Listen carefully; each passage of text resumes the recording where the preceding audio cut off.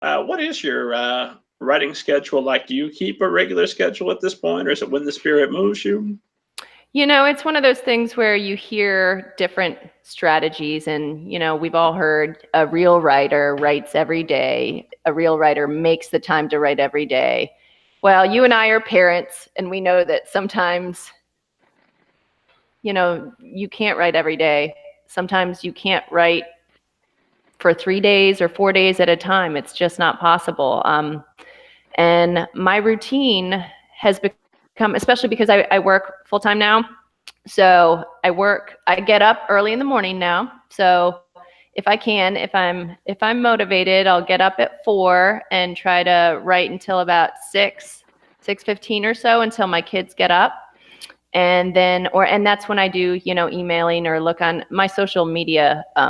Involvement has gone quite down lately, but then I get my kids up, get them ready for school, get ready for work, come home, do homework, do activities. I am not a night person, so I'm definitely, my creativity is much better in the morning, so that's why I choose to go to bed early and then get up early.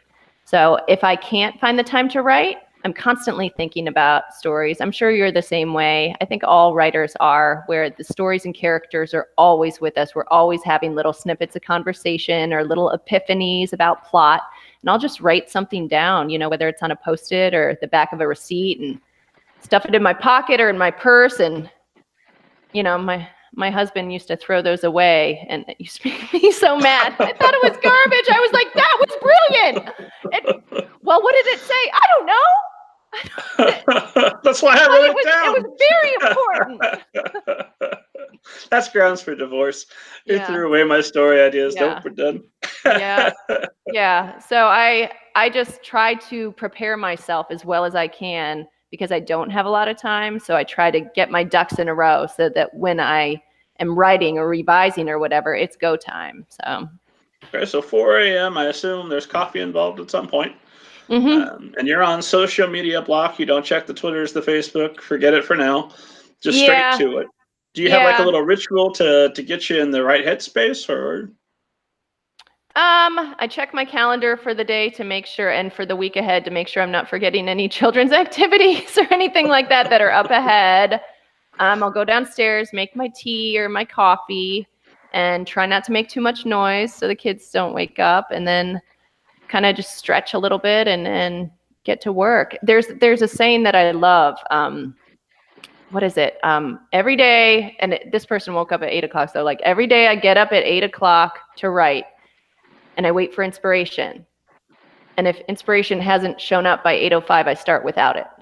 That's pretty good. So I think it's something where you just have to pound it out sometimes.